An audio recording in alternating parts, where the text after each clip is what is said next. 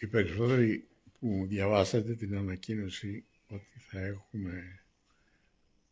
έχω ένα live σήμερα, έκαναν τα γνωστά σχόλια, επιτέλους και μπράβο και ναι και τι έχουμε να πούμε. Κοιτάξτε να δείτε, το μόνο καλό που απόμεινε μετά από μια ζωή 60 χρόνων στη δημοσιογραφία και στις εκδόσεις, νομίζω, χωρίς να είμαι 100% σίγουρος, γιατί καμιά φορά, ξέρετε, νομίζουμε για τον εαυτό μας πράγματα τα οποία δεν ισχύουν. Είναι αυτό που λέει κάποιος αρχαίος ημών πρόγονος, ανθρώπων ακαστός, δύο πύρας φέρετοι, την μεν έμπροσθεν τη δε όπισθεν. Εννοούσε ο άνθρωπος ότι οι άνθρωποι έχουν δύο σακούλες, μία μπροστά κρεμασμένη και μία πίσω. Στη σακούλα που είναι μπροστά ξέρουν τι έχει μέσα. Βλέπουν, μα κάνουν έτσι, ακόμα και όσοι δεν βλέπουν καλά, φοράνε τα γυαλιά τους, έτσι, κάνουν έτσι και βλέπουν. Αλλά στη σακούλα που είναι πίσω, 360 μοίρες στροφή ο λαιμός δεν μπορεί να κάνει, τουλάχιστον ο δικός μου. Μιας κουκουβάγιας ή ενός μπούφου, ταιριάζει περισσότερο. Ο μπούφος είναι πουλί, σε περίπτωση που δεν το ξέρετε, και εδώ που μένω έχουμε αρκετούς, οπότε όλη τη νύχτα καλούν το τέρι τους με αυτή τη χαρακτηριστική φωνή, ήχο που βγάζουν. Λοιπόν, να γυρίζω 360 μοίρες στο κεφάλι μου για να δω την σακούλα πίσω. Αλλά κάποιοι φίλοι μου που έχουν απομείνει, και δεν το λέω αυτό για να πω ότι δεν υπάρχουν φίλοι, με μένα συμβαίνει ένα παράξενο φαινόμενο της φυσικής, της κοινωνικής και πολιτικής της πραγματικότητας, ένα παιχνίδι. Κοιτάω εδώ στα στατιστικά της σελίδας μου στο Facebook και βλέπω ότι ορισμένα 5 λεπτά ή 10 λεπτά που έχω κάνει, γελάω αυτό που πρόκειται να πω, και δεν το πιστεύω. Παίρνω τον Δημήτρη, ο Δημήτρης είναι φίλος μου από τον Ναύπλιο. Το επάγγελμά του είναι αγρότης, αλλά είναι εδώ δίπλα μου σήμερα, γι' αυτό κάνω και την εκπομπή αυτή. Εκπομπή μου, έχει μείνει τα παλιά.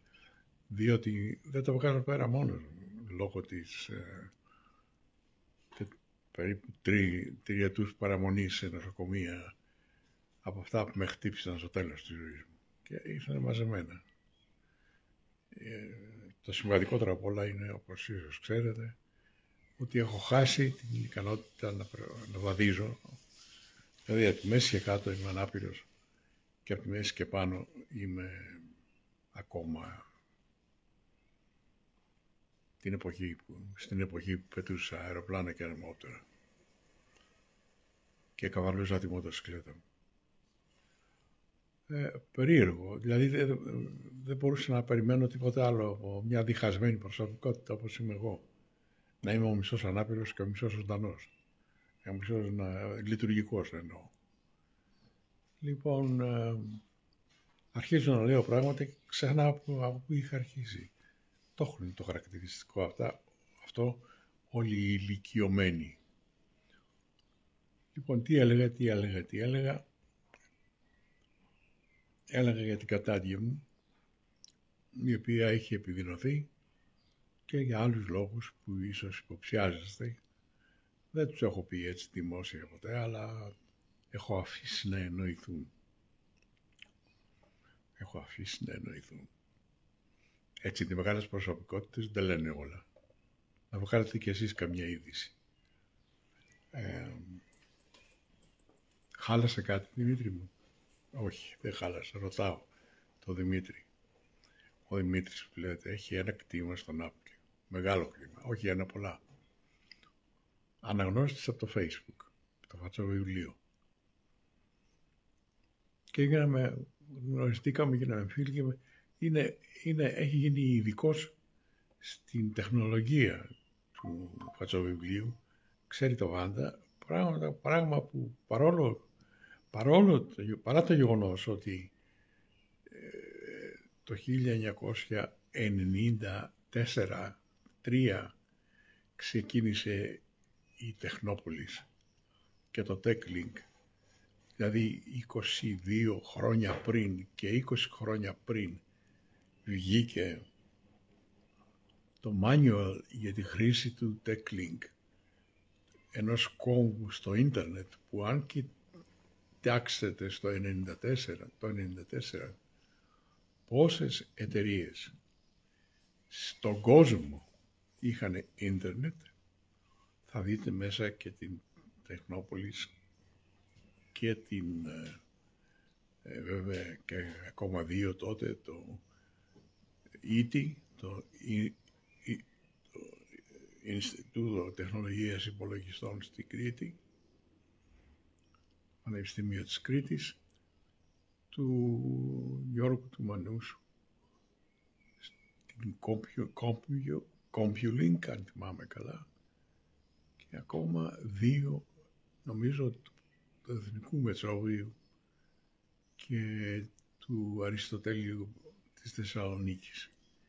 Θέλω να πω ότι ένα άτομο, ένας τρελός, πραγματικά τρελός με την τεχνολογία, έκανε κάτι σε αυτή τη χώρα που οι Αμερικανοί δεν το είχαν κάνει.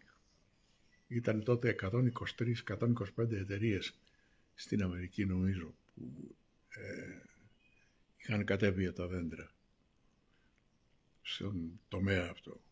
Θυμάμαι λοιπόν τις προσπάθειες μου, μικρή παρένθεση, να πείσω, τι ανόητο που ήμουν πραγματικά, να πείσω κάποιους υπουργούς των κυβερνήσεων τότε του Πασόκ και της Νέας Δημοκρατίας για την ανάγκη να εξυγχρονιστεί το κράτος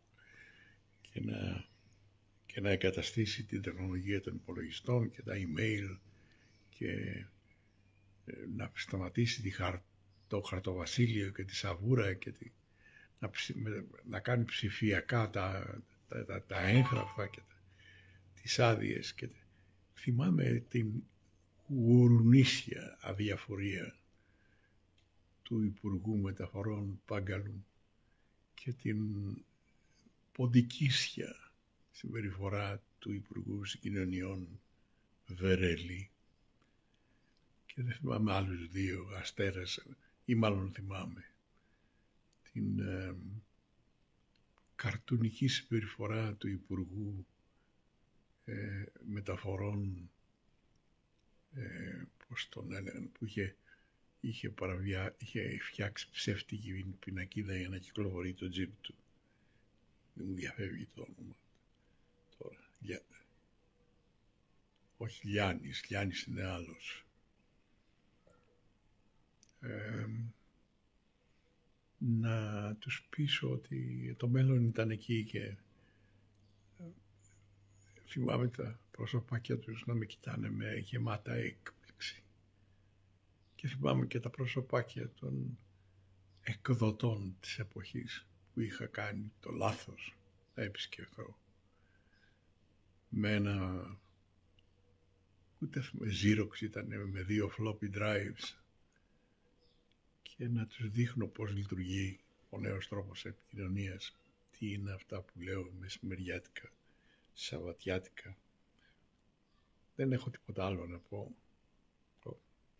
Τι άλλο να πω? Ή μάλλον όσα έχω να πω, τα έχω πει, τα έχω γράψει, και το αποτέλεσμα είναι 0, όπως γνωρίζετε. Με αποκορύφωμα την τελευταία απόπειρα βραβεύσεώς μου από τη Σουλίτσα και τον Κλούβιο για την προσφορά μου. Αυτό ήταν πάρα πολύ ωραίο. Δηλαδή αν η υγεία μου ήταν καλή, θα έγραφα ένα μικρό βιβλίο. Η συνεισφορά του Κώστα Καβαδά στο μηχανοκίνητο αθλητισμό στην Ελλάδα.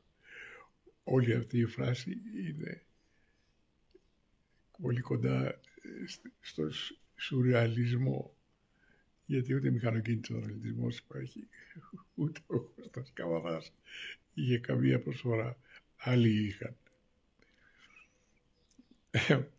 Ποιοι είχαν? Τώρα μην ζητάτε από μένα, στην ηλικία που είμαι, να λέω πράγματα τα οποία είναι προφανή και εμφανή. Βρείτε τα κι εσείς, κάτι κι εσείς. Πάντως έχω κάρτες που γράφουν να πάρω καθηγητής ασφαλούς οδήγησης. Δεν έχω βγάλει, παρόλο ότι έκανα τη Safe Track, η οποία Safe Track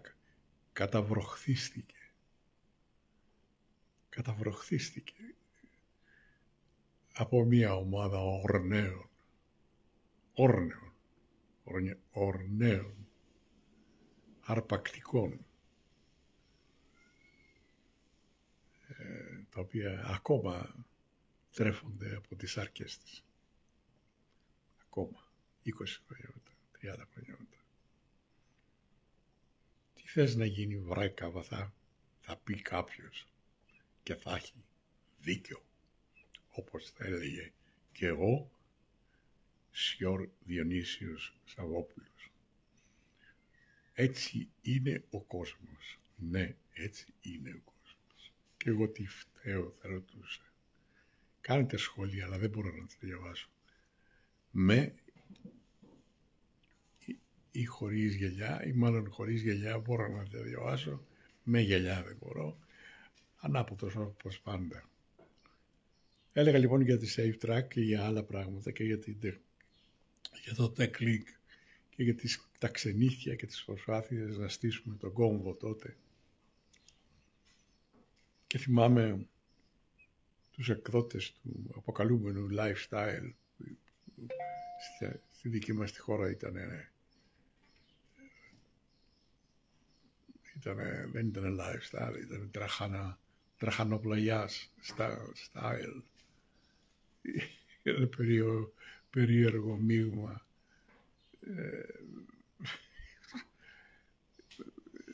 πώς να το πει κανείς, βλαχαδερού και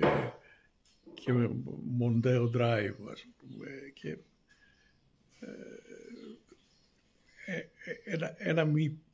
διάφορα μη πρόσωπα, όχι ένα, ήταν πολλά. Με τελευταίο ένα πράγμα που ήταν 1/10 με τα χέρια στην ανάταση και φορούσε τα κούνια 6 εκατοστών για να είναι ψηλότερο. Και με το γεγονός ότι η ζωή μου και το περιοδικό ήταν σε ειστροχή, κατέληξαν στα χέρια του ταξικού και αισθητικού μου εχθρού. Το έχω ξαναπεί αυτό και μ' αρέσει. Σήμερα διοικούνται από τον Πέτρο Τραχανοπλαγιά. Ναι, γιατί τα λέω όμως? Γιατί δεν τα ξέρει ο κόσμος, γιατί δεν ενδιαφέρεται και τι θα γίνει αν ενδιαφερθεί? Τίποτα. Άλλο θέμα, γιατί αυτά που σας λέω είναι κουτσομπολιά. Άλλο θέμα που με απασχολεί είναι ότι δεν μπορώ να βρω ένα Golden Retriever που σας έχω παρακαλέσει. Αν έχει κανείς κάποιο που να είναι 5-6 ετών, να μου το χαρίσει, να το έχω για παρέα στα τελευταία χρόνια της ζωής μου και να είναι σίγουρος ότι δεν θέλω να αγοράσω, καταλάβατε, δεν θέλω να πάω να δώσω 500 ή 1000 ευρώ για να πάρω ένα ζωάκι, το οποίο ένα άλλο ζωάκι αναγκάστηκε να γεννήσει επειδή κάποιος βγάζει χρήματα χωρίς αυτό να απαραίτητα να σημαίνει ότι είναι κακό. Απλώς δεν έχω πια την δυνατότητα και την ικανότητα να ξεχωρίζω αυτά που πριν από 20-30 χρόνια μπορούσα να ξεχωρίζω. Έτσι λοιπόν κάνω και μια έκκληση άσχετη τελείως. Αν έχει κανείς κανένα Labrador ή Golden Retriever, και λέω Golden Retriever γιατί ο φίλος μου ο Χρήστος έχει τον Jorge, που είναι ένας κούκλος Labrador Golden Retriever, και αν φύγω εγώ θα τον πάρει ο Χρήστος και θα είμαστε όλοι καλά. Το Ζάκη δεν θα πάρει τίποτα. Κλείνω και αυτό το θέμα έτσι γιατί θέλω να το βγάλω, γιατί δεν έχει καμία σχέση με τον πόλεμο στην Ουκρανία ή στη Γάζα, και αυτά που λέω είναι το παραλήρημα ενός χορτάτου ανθρώπου. Χορτάτου εννοώ ότι ευτυχώς δεν μου έλειψε τίποτα ή σχεδόν τίποτα στη ζωή μου, ή ότι όσα μου λείψανε ήμουν πάρα πολύ μικρός και δεν πολύ κατάλαβα και τι γινότανε.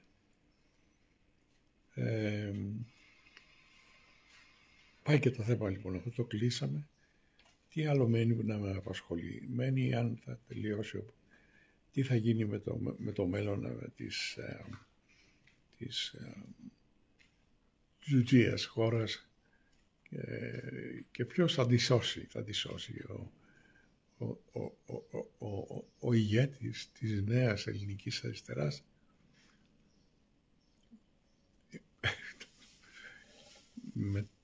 με τη βίλα, το αρχοντικό στις Πέτσες, το οποίο αγοράστηκε από τον μπαμπά σε μία offshore, την οποία κανείς δημοσιογράφος δεν έχει φροντίσει να μάθει σε ποια έξω, πού είναι η έδρα της εξωχώριας, ενώ είναι τα Canary Islands, είναι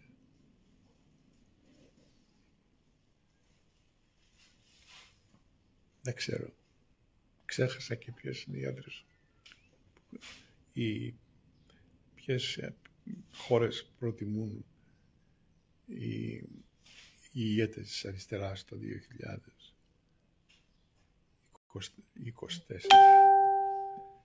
Γιατί χτυπάει στο τηλέφωνο, να δω, με συγχωρείτε, να διαβάσω αν επιτρέπετε, γιατί να ακούγεται καμπανάκι.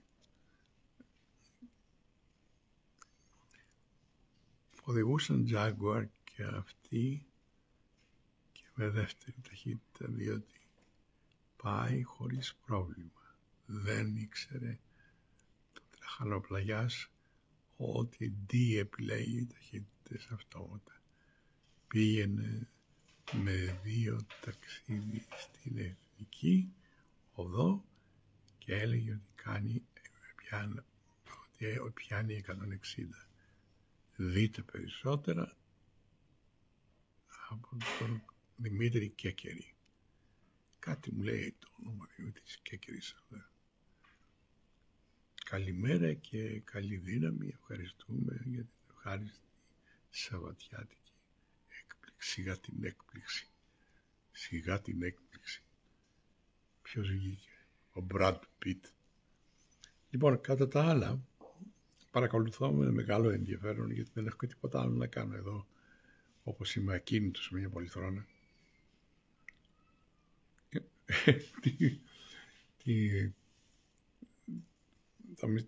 Τις πρωινές και μεσημβρινές εκπομπές με τους εκπροσώπους των 3 μεγάλων κομμάτων.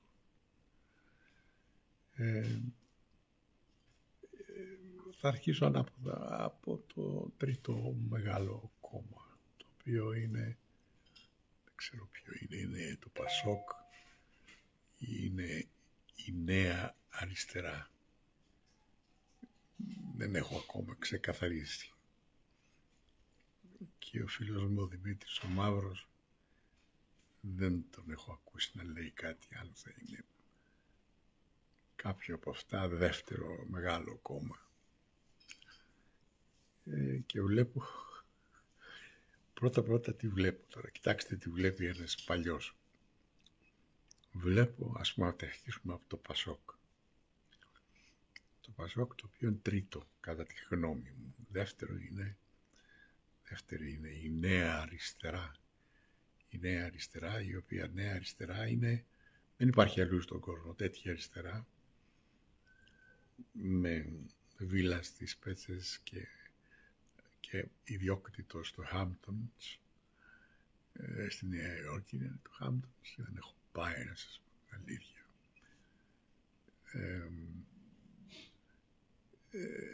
Λοιπόν, είναι μάλλον το Πασόκ, δηλαδή ο κύριος Ανδρουλιδάκης.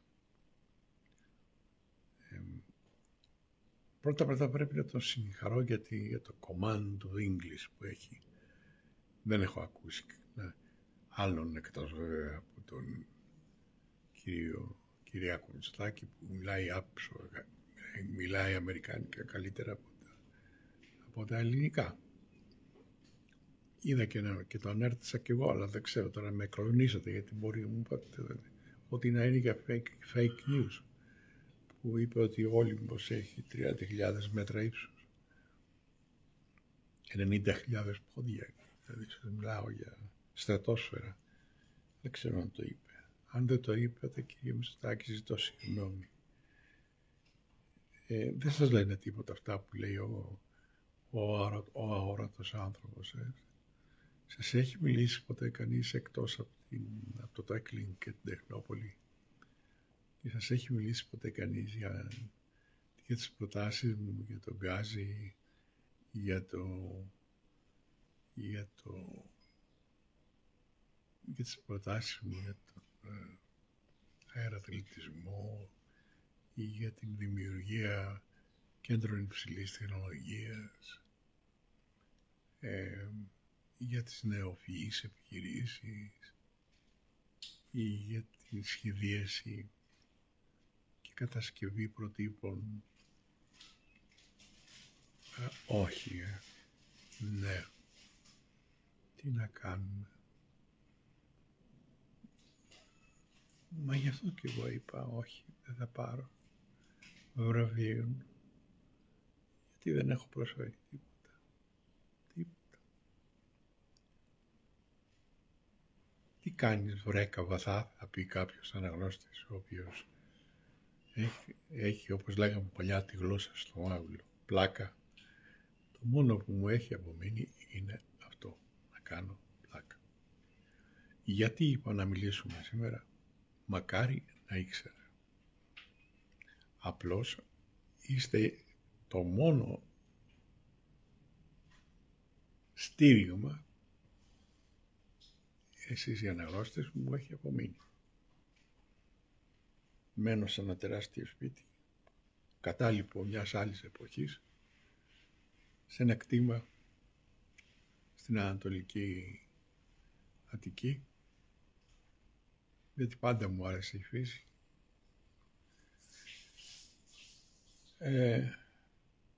Που για μένα είναι πλέον εντελώς άχρηστο. Δεν μπορώ πια να τα βγάλω πέρα, δηλαδή, ούτε να φροντίζω τα δέντρα, ούτε να ποτίσω, ούτε να τα... Γιατί η υγεία μου είναι κλονισμένη σε βαθμό. Ψάχνω να το πουλήσω το σπίτι, έχω βάλει και μια έμεση αγγελία, μια φωτογραφία. Αλλά δεν έχω πάλι τη δύναμη και την ικανότητα να οργανώσω την πώληση. Όσοι ξέρουν από αυτό, ξέρουν και τι πρέπει να γίνει. Γιατί το σπίτι είναι φτιαγμένο το 1985 και από τότε έχουν περάσει πάρα πολλά χρόνια και έχει, λέει, ορισμένα πράγματα που πρέπει να πώς το λέτε, είναι όρος, νομιμοποιηθούν. Δηλαδή 2 στυλόσπιτα, μια πέργολα, αυτά.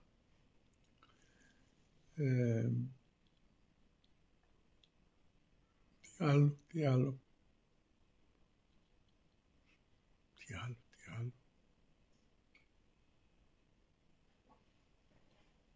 Δεν ξέρω. Προσπαθώ να δω τι άλλο για να έχω κι εγώ μια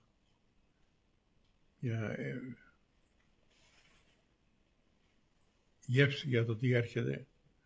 Πες μου, Δημήτρη. Έχω κάποιος αναγνώστης, έχει γράψει κάτι και θέλω να το διαβάσω. Με συγχωρείτε για τη διακοπή. Ποια διακοπή δηλαδή? Δεν διέκοπη. Α, ναι. Ναι, ο Δημήτρης, αν δεν μου το θυμίζει, δεν θα το έλεγα. Μου λέει για το Οδηγώντας στο βιβλίο που έκανα μια ανακοίνωση και λέω αν θέλετε να ξαναβγεί, γιατί έλεγα ας κάνω μια δοκιμή τώρα, γιατί το Οδηγώντας έχει γραφτεί 30 χρόνια πριν και τα πράγματα έχουν αλλάξει. Δεν οδηγούμε πια αυτοκίνητα, οδηγούμε ηλεκτρικές κρεβατοκάμαρες και οδηγούμε ένα iPad ή ένα tablet, κάθεται μπροστά μας και βάζουμε το δάχτυλό μας και λέμε να το πήγαινε στη Λιφάδα, στην Καλαμάτα και φέρε μας πίσω στο σπίτι. Και αυτά που κάποτε έγραφα ή έλεγα δεν υπάρχουν. Δηλαδή τώρα ποιος είναι αυτός ο οποίος θα πάει και θα λάβει μέρος σε ένα παλιό ράλι Ακρόπολης, για παράδειγμα, ή ένα παλιό ράλι For that matter, οτιδήποτε, όχι μόνο Ακρόπολης. Δεν συγκρίνεται η δεκαετία του 60 και του 70 με όσα συμβαίνουν σήμερα. Ακόμα και αγώνες όπως είναι το Δακάρ ή η Μπάχα Καλιφορνία ή άλλοι τέτοιοι έχουν πάψει να υπάρχουν και το Μοντε Κάρλο που κάποτε ήταν ένα φοβερό ράλι που οι διαδρομές του ήταν όλες χιονισμένες και οι οδηγοί χρησιμοποιούσαν τα snowbanks για να επιβραδύνουν στις στροφές. Τα πρανή του χιονιού πάνε και αυτά γιατί έχουμε την κλιματική αλλαγή. Κλιματική αλλαγή σημαίνει ότι δεν χιονίζει και δεν βρέχει. Και κλιματική αλλαγή σημαίνει ότι ποιος δεν ενδιαφέρεται πια για αυτά τα πράγματα. Και σε λίγο κλιματική αλλαγή θα σημαίνει ότι θα σε περιμένει μια κρεβατοκάμερα με 2 ή 3, 4 θέσεις. Θα μπαίνεις μέσα, θα βάζεις το προορισμό σου και θα σε πηγαίνει και θα κοιμάσαι κιόλας, θα κάνεις και κάτι άλλο στο αυτοκίνητο, γιατί έχουν συλληφθεί αρκετοί να το κάνουν ενώ ταξιδεύουν. Ωραία ιδέα, πάρα πολύ ωραία. Κάποτε.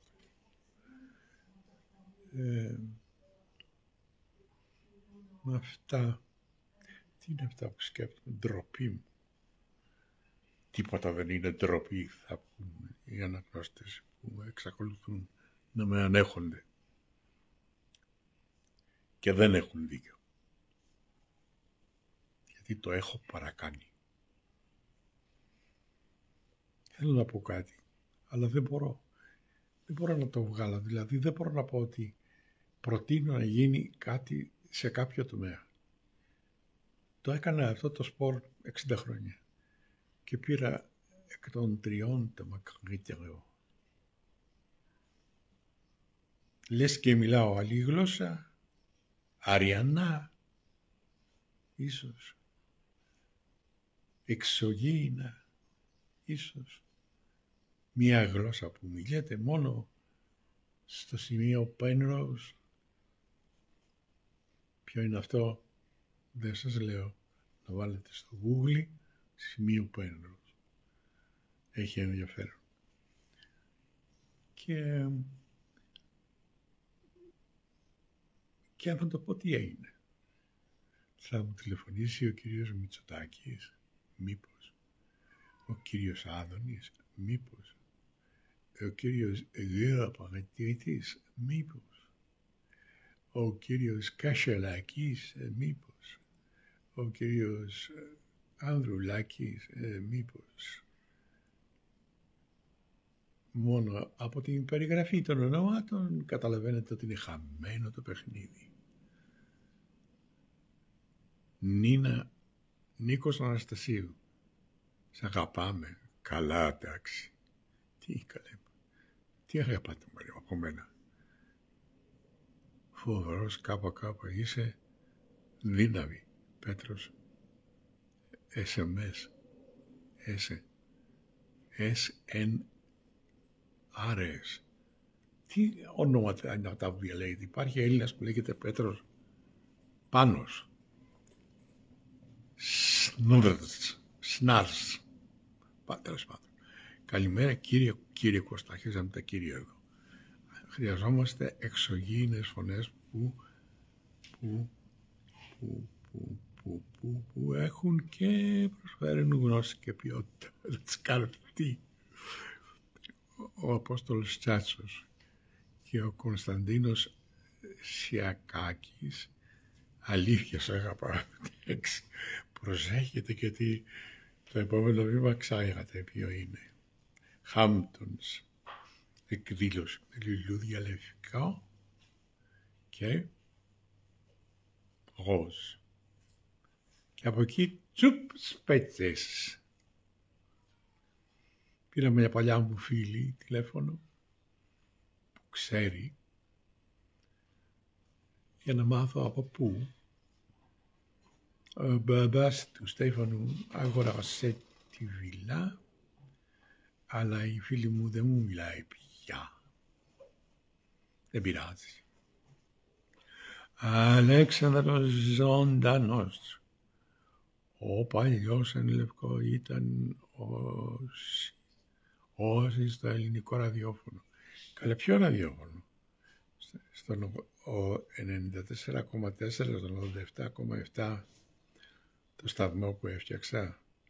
Έχετε ακούσει κανένα συνάδελφο εντός εισαγωγικών να αναφέρει ότι ο σταθμός αυτός ήταν δικό μου δημιουργία και της πρώην κυρίας Καβαθά? Είπα τώρα κάτι. Πρώην μου ξέφυγε. Με συγχωρείτε πάρα πολύ. Ναι, εδώ και 2,5 χρόνια, 3 νομίζω, κλείνουμε τώρα. Είναι πρώην. Διότι δεν άντεχε πλέον.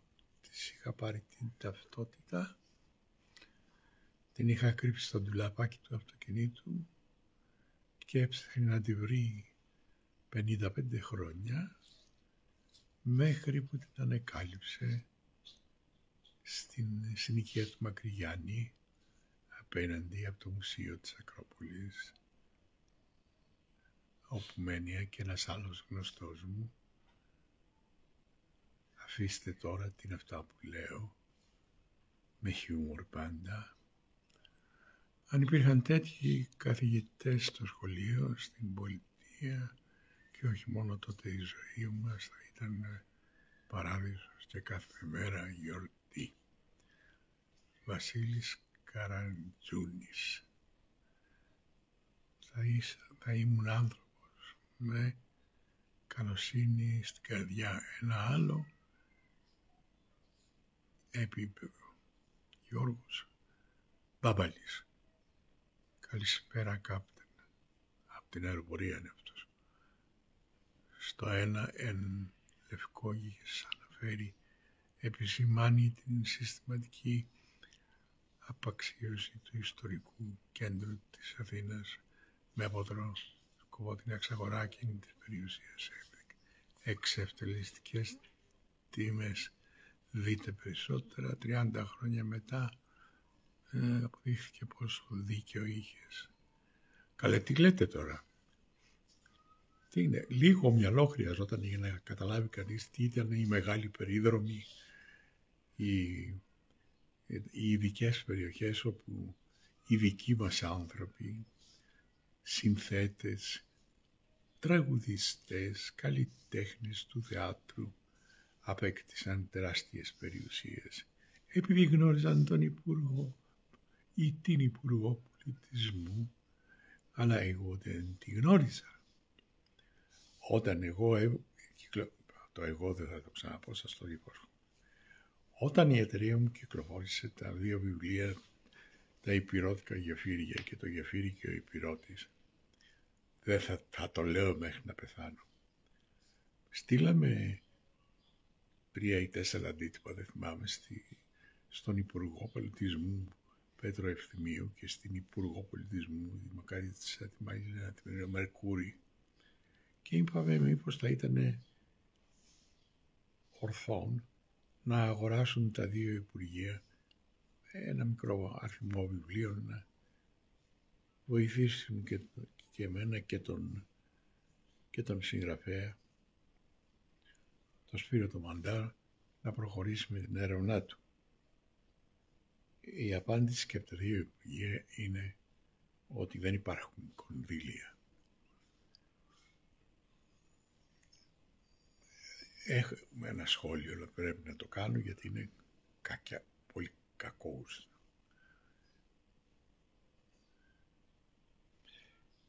Και δεν το κάνω. Αλλά σας λέω μια πραγματική ιστορία ακόμα.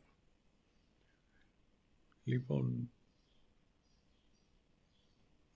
ποιος είναι ο σκοπός αυτού του live, αυτής της ζωντανής επαφής? Μακάρι να ξέρα. Απλώς αισθάνομαι φοβερή μοναξιά.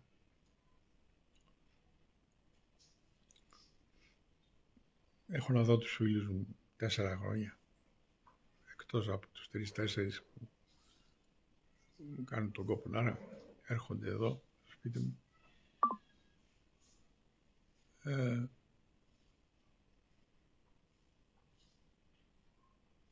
Κάθε μέρα είναι... Ίσως θα μπορούσα και εγώ να γράψω ένα βιβλίο που να λέγεται, πώς λέγονταν, του Γάλλου του συγγραφέα, για τον χρόνο.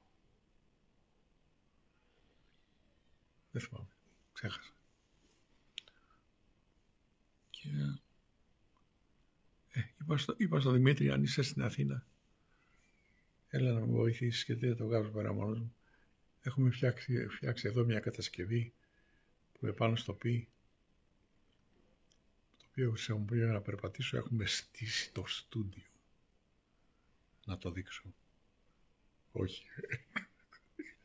Μην γίνουμε τόσο ρεζίλοι έτσι, Δημήτρη. Δεν υπάρχει λόγος. Και γελάει ο Δημήτρης, κάθεται δίπλα από εδώ. Σας έχω πει ότι έχει, το είπα στην αρχή ότι έχει. Τώρα του κάνω διαφήμιση. Αγοράστε βερίκοκα και πορτοκάλια. Τι να έχω. Φτιάχνει κάτι πορτοκάλια.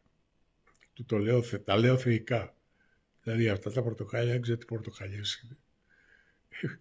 Άμα φάτε ένα, παθαίνετε. Δηλαδή λες υπάρχει ακόμα ο παράδεισος. Σήμερα μου έφερε κάτι νεκταρίνια. Αλλά μου λέει μην τα φάτε ακόμα, διότι πρέπει να γίνουν. Καλά λέω, θα περιμένω μέχρι το απόγευμα. Και αυτά, δηλαδή τίποτα άλλο στη ζωή μου δεν υπάρχει. Εντάξει, υπάρχουν ακόμα. Οι φίλοι μου, η Μάρκο Μιχελάκη, η γυναίκα του Μίμη, του παλιού μου φίλου, του Μάρκο Μιχελάκη, που είχε μια E-Type Jaguar που την έτρεχε ο Γιάννης ο Χρονίδης. Για τόσο παλιός, ναι.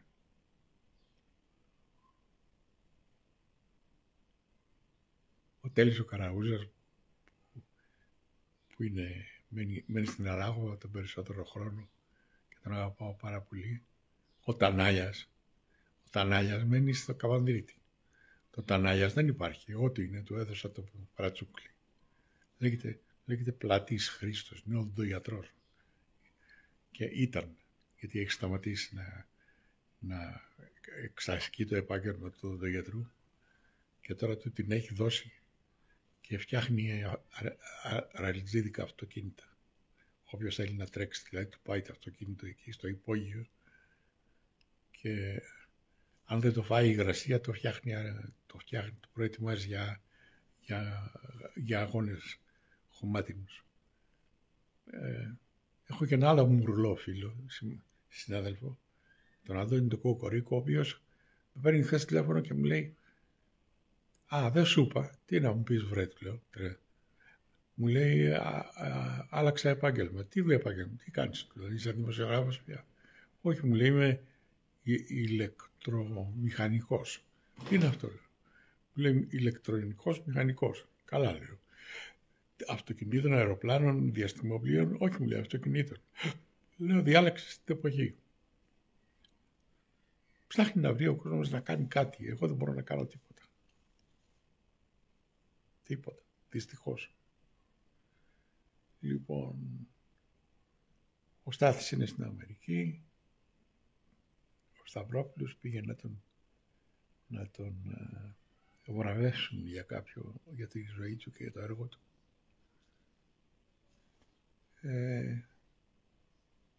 Αυτά. Ο Γιάννης ο Τριάντης είναι σαν καθρέφτη μπροστά και κοιτάει τον εαυτό του και λέει «Α, τι ωραίος που είμαι», γι' αυτό και τον λέω Dorian Gray εγώ. Ποιος άλλος έχει μείνει? Ο Κώστας ο Σγάτσος στην Καλαμάτα. Πήγε και αυτός να διαλέξει την Καλαμάτα. Πανέμορφη πόλη, αλλά είναι 300 χιλιόμετρα μακριά. Δεν είναι εύκολο να πάω. Αν πετούσα όπως παλιά, θα έπαιρνα ένα ελικόπτερο ή ένα αεροπλάνο και θα πήγαινα σε μία ώρα. Αλλά δυστυχώς έληξαν και τα πτυχία μου. Πού να πάω τώρα στην ηλικία που είμαι στην υπηρεσία πολιτικής αεροπορίας και να πω ανανεώστε μου το πτυχίο? Θα με πετάξουν όκες να μου τις κλωτσιές. Βέβαια, επιβάτηση μπορώ να πάω. Αν έχει κανείς κανένα ελικόπτερο ή κανένα αεροπλανάκι και θέλει να με πάρει μια βόλτα μαζί του, να μου το πει, αλλά με μια μικρή διαφορά. Χρειαζόμαστε να έχουμε ένα γερανάκι για να μπορέσω να μπω μες στο αεροπλάνο, γιατί το μεγάλο πρόβλημα, κοιτάς Δημήτρη, το πρόβλημα είναι να μπω και να βγω. Άμα μπω και μόλις μπω είμαι εντάξει, πετάω. Αλλά όταν προσγειωθώ, ποιος θα με βγάλει έξω, αφού δεν δουλεύει από τη μέση και κάτω. Μόνο ένα γερανάκι, μια μπίγα. Ωραίο θέαμα, Από το Σουκόι 27 σε μονοκινητήριο με μπίγα. Κατάντια. Λοιπόν, να διαβάσω και ακόμα τέτοια και μετά αφού δεν μου πετάτε δεν μου πετάτε κάτι να θυμώσω ή να πω κάτι. Να πω ότι ο χαμένος χρόνος του Προύστ, correct. Σωστό. Αυτό ήταν. Λοιπόν, και καλημέρα Κάπτεν, ο Γιώργος Μπάβαλης. Σε ένα λευκό έχει αναφέρει, επισημάνει τη συστηματική απαξίωση του ιστορικού κέντρου της Αθήνας στα πράγματα. Καλημέρα Κάπτεν, σε ένα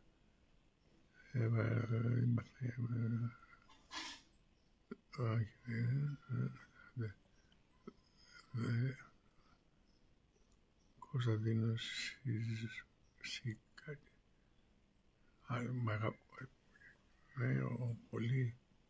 Ο παλιός Λευκό ήταν μια όαση στο ελληνικό ραδιόφωνο.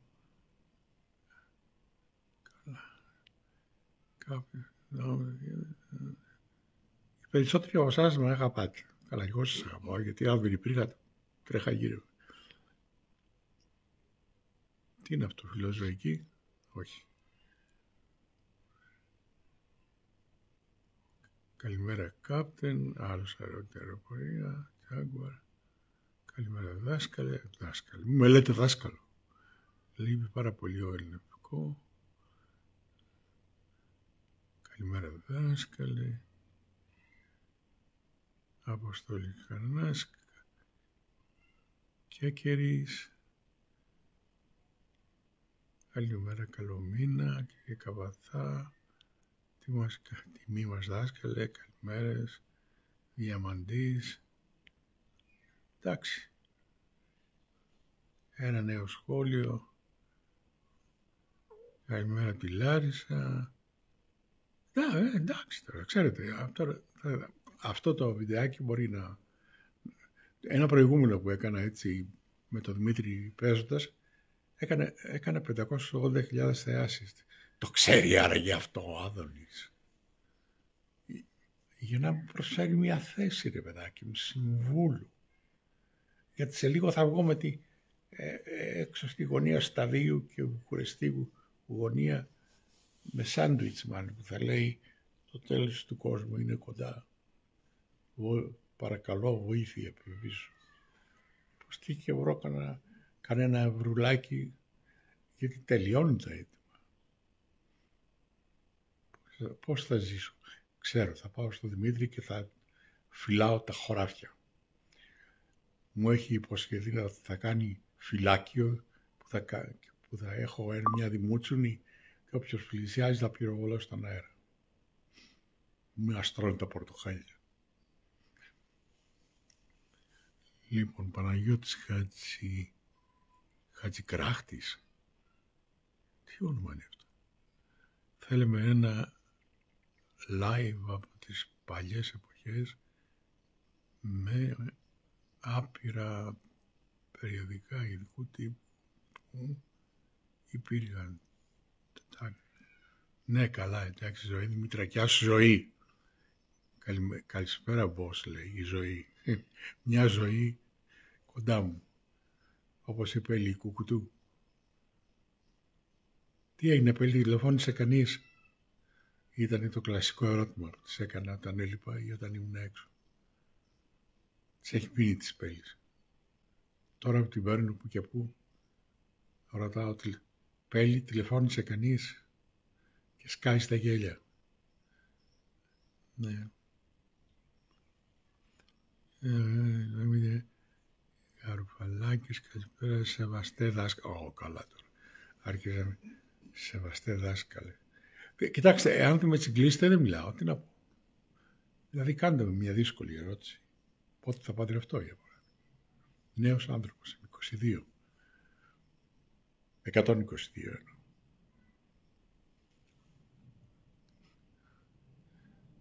Για μέσα στιγμή είμαστε κίνηση Ίδρυμα ΚΚ. Τι Ίδρυμα ΚΚ, τι είναι αυτά που λέτε? Εδώ έστειλε διάφορα email στα ιδρύματα, ξέρετε, και τέτοια, και υπουργεία, και με έγραψαν στα παλαιότερα των υποδημάτων τους, για να μην πω κάπου αλλού που είναι σόκι. Ίδρυμα ΚΚ. Τι είναι αυτά που λέτε? Ποιος είμαι εγώ? Καλημέρα, είμαι ιδιαίτερα χαρούμενος που σας βλέπω.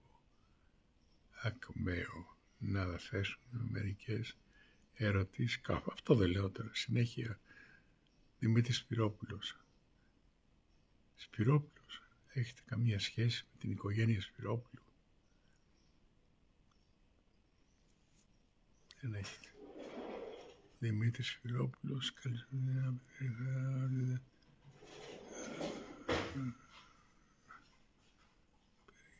Περίεργο, Ρακέλη, το είπαμε.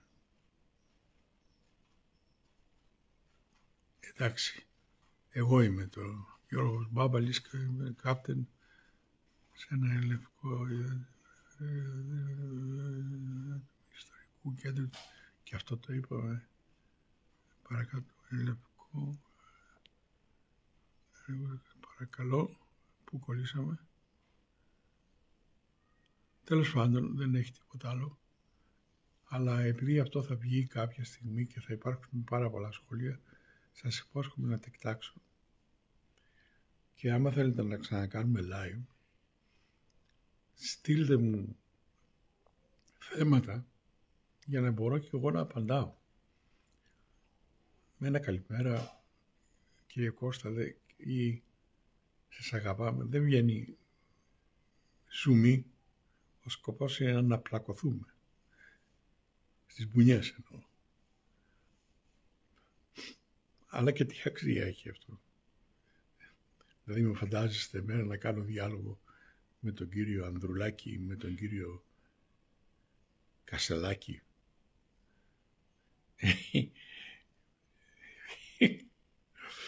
Και τι θα πούμε εμείς δύο.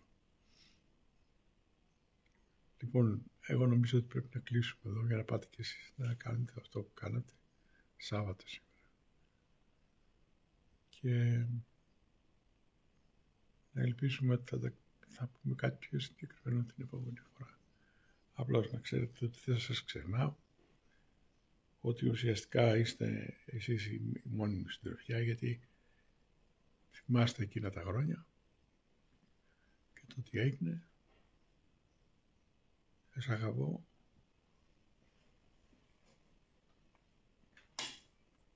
Από τον αστερισμό της Ανδρομέδας, Κώστας Καβαθάς. Τι είναι αυτό, Δημήτρη μου? Γράψτε ένα σχόλιο.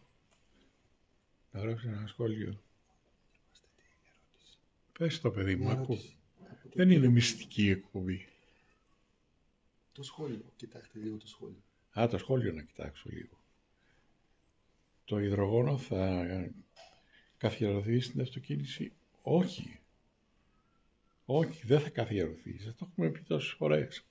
Δεν θα υπάρχει λόγος να αυτοκινούμεθα στα χρόνια που έρχονται. Είναι πολύ απλό. Σας το έχω πει. Όταν έρχεται η εποχή που με αυτή την ραγδαία, εκθετική, γεωμετρική αύξηση της υπολογιστικής ισχύως των μηχανών, δεν ξέρω τι είναι αυτό το οποίο θα με αναγκάσει εμένα να σηκωθώ από εκεί που θα είναι το βασίλειό μου, γιατί θα απομείνουν οι έχοντες και κατέχοντες, να μπω σε ένα αεροπλάνο ή σε ένα πλοίο ή σε ένα τρένο για να πάω, ξέρω εγώ, στο Νέο Δελχή. Για ποιο λόγο? Ή για να πάω στη Γερμανία οδικός, για να δω τα τοπίο στην Ιουγκοσλαβία ή στην Κροατία ή στην Αυστρία.